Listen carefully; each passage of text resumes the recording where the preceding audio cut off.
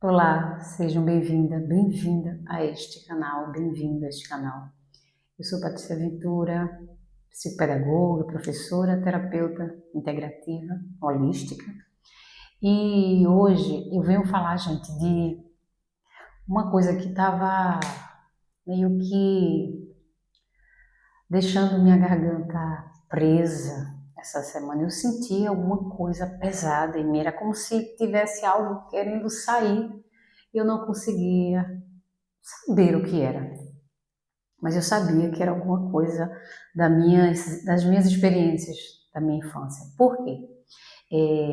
Como eu já falei a vocês, meus pais disfuncionais, né, hoje eles conversam como se nada tivesse acontecido, né, tudo bem, mas existe uma cobrança da parte deles. A questão de que a gente vá lá, né, que mãe e pai é como se fosse tudo. Não existe ninguém no mundo melhor do que seus pais que te amam. E eu tô falando isso porque amor, gente, é exemplo. Não é você falar que ama. Amar é realmente mostrar o amor. Ser amado e amar alguém é você se dedicar àquela pessoa realmente com respeito, entendendo quem aquela pessoa é, acolhendo aquela pessoa. Eu nunca fui acolhida na minha infância. Já falei aqui sobre isso. E eu estava com essa situação porque já faz alguns meses que eu não vou na casa dos meus pais. Não porque eu tô com raiva deles, mas porque eu quero me dedicar a pensar no que eu quero. E eu não quero narrativas de pessoas que não vão me entender, sabe? E muitas vezes a gente vê muita euforia da parte deles e não me ajuda em nada isso. Porque, querendo ou não, toda vez que a gente convive com pessoas que foram, de alguma maneira, algo negativo na sua vida, você, toda vez que está ali, mesmo que você não relembre, mas você sabe que isso aconteceu. Então, estar na casa que eu vivi, né, com esses sofrimentos, desculpa, não me deixa muito bem. Apesar que, por mais que a gente não queira, né, que as paredes, gente, fica as energias, reverberam tudo que você vivenciou ali. E eu fiquei assim porque meu pai tem, muitas vezes, ele manda mensagem, porque eles acreditam no evangelho, né, evangelho, vive na igreja, mas não vivem muito preso hoje, não. Antigamente era pior, assim, eles acham, sempre ficavam pregando que se a gente não voltasse para Jesus ia para o inferno, tinha um prazer de falar isso. Mas eu nunca entrei nessa onda, não, porque eu fui a primeira pessoa a ir para a igreja. Eles foram depois. Então, ele tem mania de ficar mandando mensagem, tipo, você despreza sua mãe, vídeos que você sua mãe foi chata, mas é porque ela te ama, sabe? Essas coisas assim. Eu sei que isso não existe. Eu já até falei que meu pai, além de ser TDAH, ele tem uma imaturidade que não é normal, que tem a ver também com o problema dele de transtorno. E aí ele age como se a gente tivesse que ficar o tempo todo, sabe, ajudando eles e tendo essa, é como se fosse uma carência que eles nunca tiveram. Então ele mandou uma mensagem para mim dizendo, já tinha mandado uma vez, e eu falei, chatice é uma coisa, mas a pessoa morder, bater, machucar é outra coisa totalmente diferente. Eu falei essas coisas e ela ficou triste, chateada, disse que não iria falar mais comigo, mas foi lá ver o carro, porque o carro está no apartamento do meu filho, e aí ela veio, falou comigo, me abraçou, pediu perdão. Eu falei, não, tudo bem. E eu digo, não precisa perdoar não. Olha, perdão, gente, depois do que fez, não adianta, você que tem que se perdoar para você se livrar desse peso. Mas você tem que ser verdadeiro com isso. E aí ele fica, mesmo assim, depois dessa, ele parou um tempo sem mandar, e mandou, começou a mandar novamente essa semana. E eu tava me sentindo assim, sabe? Aquela coisa presa aqui, aquela coisa. E aí eu pedi, né? nessa noite eu pedi para que o subconsciente ele me mandasse alguma mensagem para identificar o que é que estava acontecendo, que me desse esclarecesse de alguma maneira o que eu estava sentindo, o que é que estava me afligindo de alguma maneira. Aí eu sonhei que eu lembro mais dessa parte, porque foi o que ficou registrado muito na minha cabeça, porque eu não tenho muitas assim, memórias de sonho. Quando eu peço, aparece uma coisa, e são coisas muito, muito específicas e muito claro, sabe? E foi assim, eu tropeçava, topava na minha mãe, ela estava em pé, assim, eu tropeçava no pé dela, e quando eu olhava para os meus dedos, o dedão, né, e os dois dedos que vinham depois, os dois dedos, eles viraram assim, então eu via que um dedo quebrou mesmo, assim, tanto que entortou. E nessa situação eu olhava para aquilo, só que eu não sentia nada, não senti dor, não senti nada, e eu dizia, nossa, eu tenho que ir para o médico para ajeitar isso. Aí, isso minha mãe não tinha reação nenhuma, e eu olhava na minha frente, era como se fosse uma nova casa, e nessa casa eu acho que era uma cozinha. Na cozinha, no Feng Shui, é como se fosse o coração, né?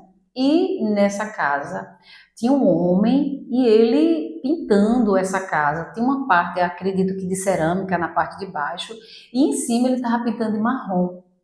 E o marrom era bem forte, assim, um marrom bonito, mas não um marrom, era um marrom chocolate, pronto, mas não tão escuro, né? Um marrom mais claro, nem claro nem escuro, era um marrom normal. E nisso, ele pintando lá, eu olhava aquilo e ficava, esquecia até do pé, e ficava olhando para aquilo. E ele dizia assim: olha, o que tem aqui para pintar, falta ainda, você vai ter que comprar mais 2 latas para terminar tudo. Aí eu fiz, não, tudo bem. Aí eu olhava aquilo e me acordei, gente. Aí eu fiquei pensando assim, nossa, o que isso tem a ver? Sempre eu vou pesquisar o significado dos sonhos. Carl Gustav Jung, quando ele atendia os pacientes dele, esse psicólogo, psicanalista, né, psiquiatra, ele dizia que quando perguntava as coisas aos pacientes, eles diziam até um certo ponto, mas não profundamente o que eles queriam realmente falar. E ele começou a mostrar imagens de metáforas e imagens para que eles percebessem naquelas metáforas a imagem, o desenho, para isso abrir no inconsciente dele alguma resposta. E ele via como isso acelerava esse processo. As pessoas começavam a falar mais do que ele, umas perguntas simples, elas conseguiriam, né? E ele viu que a metáfora ajudava muito. E uma coisa também que Freud fazia, que Freud foi o pai da psicanálise e Carl Gustav Jung mudou um pouco, né? Mudou até muito, mas assim, ele foi um dos discípulos de Freud. Depois é que ele foi para outro caminho. Mas Freud, ele interpretava os sonhos e a partir dos sonhos ele dava o caminho. E então eu fiquei analisando meu sonho. Aí na pesquisa que eu fiz, disse assim, que você tropeçou em quem? Aí eu disse, na minha mãe. Aí disse, nessa interpretação, vejam só, gente, a minha mãe, ela é, digamos assim, o pivô da situação, porque foi a pessoa que mais, na situação quando eu era criança, fez a gente sofrer e eu tinha medo de me reagir para ela. E isso, a interpretação foi o seguinte, que quando quebra e não doeu, veja, é como se aquela pessoa fosse parte de mim e essa relação familiar tivesse quebrado e não estava doendo mais em mim, realmente. Por exemplo, eu antigamente eu ficava o tempo todo tendo que ir lá porque era uma falta de consciência de não fazer isso. Era tipo uma obrigação. Mas depois que eu passei esse tempo agora mais distante, eu percebi que isso me deu um alívio para pensar, para questionar. E nessa interpretação, o homem, ele representa a parte da ação. Vejam bem, eu estou agindo a partir da minha necessidade e não da necessidade dos outros. Era como eu disse, eu iria sempre lá, estava indo sempre lá para ouvir as mesmas coisas, ter problemas com isso e não mudava a minha vida. E a gente fica, gente, querendo, buscando aqueles pais que a gente não teve. A gente quer que um dia ele diga assim, nossa, me perdoe, eu vou ser a pessoa mais importante da minha vida. A gente quer ouvir isso deles. E a gente fica buscando. Eu até falei assim que eu hoje entendo porque eu fiz tantas coisas, sei criar várias coisas, porque existe um mecanismo que as crianças que sofreram, que tiveram dificuldade num ambiente que ela não era reconhecida, ela não era valorizada. Então, essa necessidade faz com que essa criança crie um mecanismo de prodígio, que a gente vai reinventando as coisas para que nesse reinventar a gente possa ser percebido. Olha só. E continuando aqui no sonho, o homem estava pintando a parede de marrom. A cor marrom significa terra. Olha só, eu estou aterrando, eu estou me aprofundando nesse aterramento, nessa solidez, né, me tornando firme com quem realmente eu sou. Eu estou me auto-adotando, tá, gente? Quando a gente se adota, a gente não precisa mais buscar aqueles pais que não existiram. Meus pais existem, claro, mas eles não vão mudar o que passou. E mesmo que eles se tornem, hoje como eles são mais sociáveis, né, com a gente, mas nunca vai ser algo livre ainda. E eu sei que isso é só aqui na Terra, fisicamente. E a gente vai ter um momento bom, né? Mas compreender isso foi muito bom, gente, para mim. Então, uma coisa desse sonho é que eu estou bem, eu estou firme e estou querendo agir a partir de mim. E eu não. A gente leva uma culpa constante de ser diferente, de mudar, de ir para frente. Então a gente cria uma dependência emocional e a gente cria uma corrente em que não deixa a gente fluir, nem viver a vida que a gente quer. E eu acredito que isso também significa que é justamente onde você não percebe, mas você fica sem crescer num relacionamento, na vida financeira, porque você cria a dependência com essas pessoas que a gente não consegue se soltar, mas isso está apenas no inconsciente.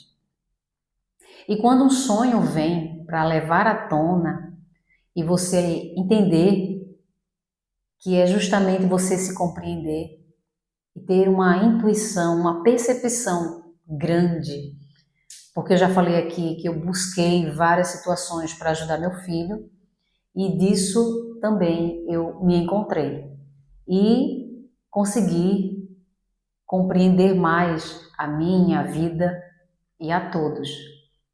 E não se culpe porque você não teve pais bons ou um pai que foi ruim para sua mãe ou qualquer relação, até um relacionamento que você teve ruim, se você analisar, por exemplo, se você teve um pai que não foi muito bom com a sua mãe, ela sofreu, você viu o sofrimento da sua mãe através dessa dessa memória que você começou a resgatar, de lembrar e vivenciou na sua vida, na sua infância, na sua adolescência, no seu crescimento, e você registrou isso, você vai registrar que homem não é fiel.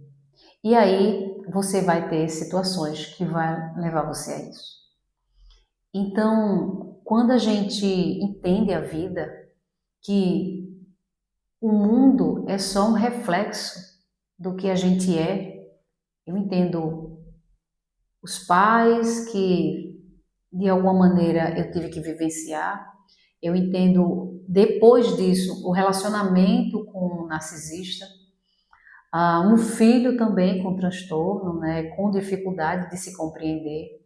E isso, gente, vai trazendo mais coisas para que você comece a acordar e dizer, ó, tem alguma coisa aqui errada, eu preciso abrir essa consciência.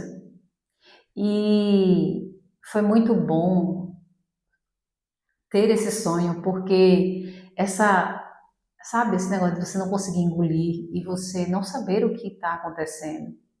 Porque eu não queria nem sequer responder ao meu pai sobre as mensagens que ele está mandando. Ele não mandou só uma, foram várias. E eu disse, não, eu não vou responder mais. Eu não preciso disso, eu não preciso dizer a ninguém o que eu penso, o que eu deixo de pensar na questão de pessoas que não querem mudar. Ou que elas acham que estão certas e que você está errado. Olhe para você, para que você se perceba, se autoajude. Coloque isso para você não ter que esperar e busque, de alguma maneira, ser através da sua essência, de ser você verdadeiramente. Não um relacionamento mais ou menos, não uma profissão mais ou menos, não convivendo com pessoas tóxicas, mas é minha família. Não, você não é obrigada a ficar nesse espaço que de alguma maneira está te consumindo. E é muito difícil você sair de uma situação dessa inteira. Eu olho para mim e vejo, nossa, como eu fui forte. Mas hoje eu entendo que a música, como eu já falei aqui, a música foi um instrumento, uma ferramenta de que eu não podia falar o que eu achava errado com os meus pais. Não podia dizer, não tinha ninguém que me ouvisse. Mas quando eu cantava, era como se eu estivesse liberando toda a dor, todo o sofrimento que eu vivenciava. E por isso que eu gosto tanto da música. A música é um alívio da minha alma. E eu estou fazendo esses vídeos justamente para provar a você que é possível sair de qualquer situação. Basta você olhar para a sua vida e começar a ver aonde está essas dependências, essas correntes que estão te segurando, crenças, sabe? Esses pesos que vão trazendo por conta de tudo, família, religião, informações da sociedade, da cultura, tudo que cria uma crença e que muitas vezes te aprisiona e você não consegue viver e ser quem você é. E quero que você consiga, de forma clara, buscar isso. A única coisa que eu fiz para ter esse sonho foi pedir ao subconsciente. Eu disse, inteligência infinita ou subconsciente, você pode falar. Dê-me orientação definitiva. Deixe-me saber o que fazer. E ela falou. Ou, como eu já fiz, duplo. Me mostre o que eu preciso entender para que eu resolva o que está acontecendo. E acontece. Já falei de um sonho que eu tive dos lobos, né? Que eu tinha dificuldade. Gente, eu não tenho vergonha alguma de cantar em qualquer lugar. Gente, a música para mim é algo libertador. Eu não fico com vergonha, eu não fico com medo, eu simplesmente canto. Mas quando eu queria fazer os vídeos, existia uma trava que tudo dava errado, os vídeos davam errado, eu ficava. E nossa, eu disse, nossa, tem alguma coisa errada. Aí foi quando eu tive os sonhos dos lobos que eu tive e comentei já aqui no canal. Eu quero que vocês procurem Quando vocês não entenderem o que vocês estão sentindo, pergunte o que eu preciso saber antes de dormir. Inteligência infinita, ou subconsciente, ou Deus, por favor, mostre meu caminho. Mostre meu caminho. E você vai conseguir. Escreva isso, faça todos os dias. Eu, como tenho mais percepção das coisas e estou vivenciando essa vida de estudos e entendendo mais a vida e as minhas experiências, isso me dá uma facilidade de perceber as coisas mais rápido, porque foi a necessidade de ficar o tempo todo alerta, em alerta para vigiar, né? Vigiar e orar, né? Como diz a Bíblia. Eu ficava o tempo todo vigiando para que nada me acontecesse. Então eu comecei a perceber comportamentos e situações de pessoas, como elas agiam. E isso me deu facilidade de entender a questão dos transtornos. Tanto é que eu fui para isso, né? Eu fiz a pedagogia, a psicopedagogia e comecei a trabalhar em clínicas e acompanhando crianças neurodivergentes. E adoro todas elas. As crianças, o mundo, todo mundo tem muitas vezes algo para mostrar. Às vezes não, todo mundo tem algo diferente para mostrar. E basta a gente realmente aceitá-la como elas são e deixar elas mostrarem o potencial delas. E é isso que eu quero dizer a vocês. Essa criança que eu fui e que hoje sou mulher, mas existe essa criança dentro de mim. Eu estou a carregando com muito amor e entendendo que agora a adulta está tomando terreno e fazendo a própria vida com maior clareza e sem nenhuma dificuldade de ficar presa às pessoas que de alguma maneira eu tinha uma relação presa emocionalmente. Você pode se libertar quando você entende isso. E aí, diz aí, qual é o problema que acontece na sua vida e você não consegue de forma alguma se libertar? Fala aí, fala no comentário que eu posso daqui fazer um vídeo e lhe ajudar diretamente. Beijo e obrigada a cada um de vocês. Tchau, tchau!